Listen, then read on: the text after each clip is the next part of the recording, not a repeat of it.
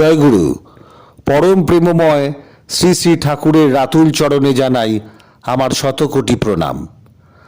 আপনাদের সবাইকে স্বাগত জানাই আজকের পর্বে। আজকের ভিডিওটি শ্রী শ্রী ঠাকুরের প্রতি গভীর শ্রদ্ধা ও ভক্তির নিবেদন। এটি গুরু বন্দনার একটি ছোট্ট চেষ্টা মাত্র। ঠাকুরের কথায়, যেখানে বিশ্বাস সেখানে ভক্তি, যেখানে ভক্তি সেখানে পরিত্রাণ। অর্থাৎ ঠাকুরের জীবনের এক টুকরো আলো আমাদের জীবনে কতটা পরিবর্তন আনতে পারে তা আমি নিজে উপলব্ধি করেছি, আমি নিজে সেটা বুঝতে পেরেছি। তাই এই বন্দনার মাধ্যমে তাকে কৃতজ্ঞতা জানাবার চেষ্টা এই গুরুমন্ত্রটি দিয়ে আপনাদের শোনাচ্ছি।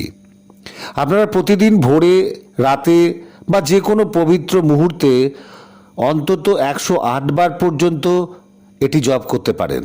যে কোনো শান্ত পরিবেশে নির্জনে বসে বা সকলে মিলে বসে জপ করতে পারেন। যদি বন্দনাটি জপ নাও করতে পারেন, কানে শুনলেও সমানভাবে উপকার পাবেন, ঠাকুরের আশীর্বাদ অবশ্যই পাবেন। এই বন্দনায় আমাদের জীবনের সব বাধা দূর হয়ে যাবে এবং আমরা আত্মার সঙ্গে পরমাত্মার সংযোগ স্থাপনে সমর্থ হব। এটি আমাদের মধ্যে ভক্তির গভীরতা এবং আত্মবিশ্বাস জাগাবে। ঠাকুর বলেছেন, যেখানে ভক্তি সেখানে মুক্তি। এই বন্দনা সেই মুক্তির পথ প্রসারিত করবে।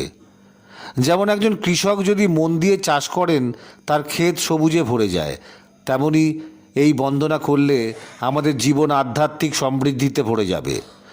আমি নিজে এই বন্দনা করে অনেক সুফল পেয়েছি, অনেক মঙ্গল লাভ করেছি ঠাকুরের। আমার দৃঢ় বিশ্বাস আপনারাও এই পথ অনুসরণ করলে জীবনে পরিবর্তন অনুভব করবেন। আপনারা যদি সকলে মিলে এই বন্দনায় রত থাকেন বা বন্দনাটি করতে থাকেন বা শুনতে থাকেন, তবে আমাদের সমাজেও ইতিবাচক পরিবর্তন আসবে। শ্রী শ্রী ঠাকুর নিজে বলেছেন, সকলের কল্যাণই নিজের কল্যাণ। তাই আসুন সকলে একসঙ্গে বন্দনা করি এবং মঙ্গল কামনা করি। জয় গুরু।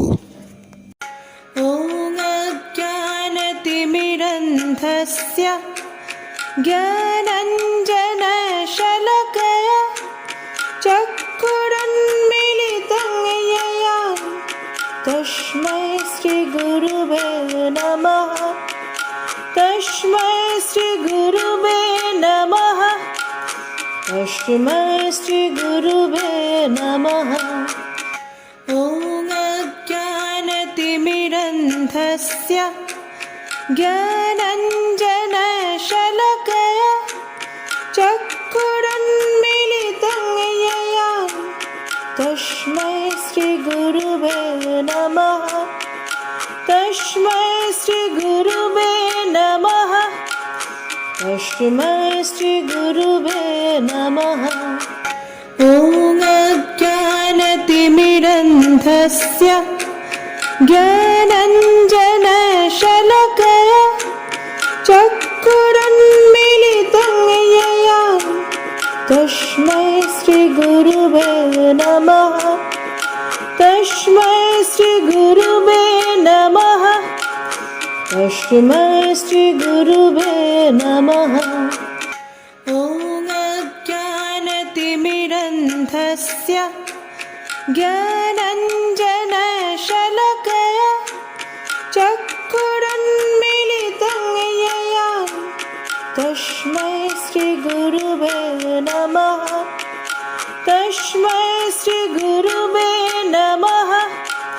तस्मै श्रीगुरुवे नमः।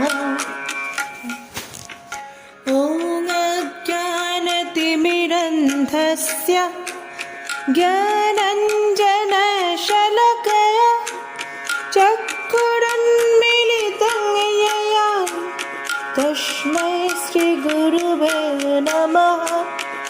तस्मै श्रीगुरुवे नमः। तस्मै श्रीगुरुवे नमः। ॐ अज्ञानतिमिरन्धस्य ज्ञानञ्जनशलाकया चक्षुरुन्मीलितं येन तस्मै श्रीगुरुवे नमः। तस्मै श्रीगुरुवे नमः। तस्मै श्रीगुरुवे नमः। ॐ अज्ञानतिमिरन्धस्य ज्ञानञ्जनशलाकया चक्षुरुन्मीलितं येन तस्मै श्रीगुरुवे नमः। तस्मै श्रीगुरुवे नमः। तस्मै श्रीगुरुवे नमः। ॐ अज्ञानतिमिरन्धस्य ज्ञानञ्जनशलाकया चक्षुरुन्मीलितं येन तस्मै श्रीगुरुवे नमः। तस्मै श्रीगुरुवे नमः। तस्मै श्रीगुरुवे नमः। ॐ अज्ञानतिमिरन्धस्य ज्ञानञ्जनशलाकया चक्षुरुन्मीलितं येन तस्मै श्रीगुरुवे नमः। तस्मै श्रीगुरुवे नमः। तस्मै श्रीगुरुवे नमः। ॐ अज्ञानतिमिरन्धस्य ज्ञानञ्जनशलाकया चक्षुरुन्मीलितं येन तस्मै श्रीगुरुवे नमः। तस्मै श्रीगुरुवे नमः। तस्मै श्रीगुरुवे नमः। ॐ अज्ञानतिमिरन्धस्य ज्ञानञ्जनशलाकया चक्षुरुन्मीलितं येन तस्मै श्रीगुरुवे नमः। तस्मै श्रीगुरुवे नमः। तस्मै श्रीगुरुवे नमः। ॐ अज्ञानतिमिरन्धस्य ज्ञानञ्जनशलाकया चक्षुरुन्मीलितं येन तस्मै श्रीगुरुवे नमः। तस्मै श्रीगुरुवे नमः। तस्मै श्रीगुरुवे नमः। ॐ अज्ञानतिमिरन्धस्य ज्ञानञ्जनशलाकया चक्षुरुन्मीलितं येन तस्मै श्रीगुरुवे नमः। तस्मै श्रीगुरुवे नमः। तस्मै श्रीगुरुवे नमः। ॐ अज्ञानतिमिरन्धस्य ज्ञानञ्जनशलाकया चक्षुरुन्मीलितं येन तस्मै श्रीगुरुवे नमः। तस्मै श्रीगुरुवे नमः। तस्मै श्रीगुरुवे नमः। ॐ अज्ञानतिमिरन्धस्य ज्ञानञ्जनशलाकया चक्षुरुन्मीलितं येन तस्मै श्रीगुरुवे नमः। तस्मै श्रीगुरुवे नमः। तस्मै श्रीगुरुवे नमः।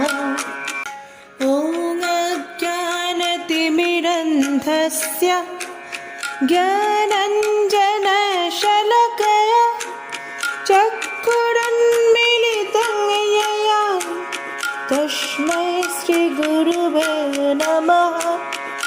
तस्मै श्रीगुरुवे नमः। तस्मै श्रीगुरुवे नमः।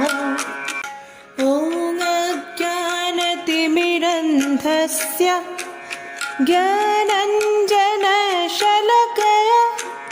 चक्षुरुन्मीलितं येन तस्मै श्रीगुरुवे नमः। तस्मै श्रीगुरुवे नमः।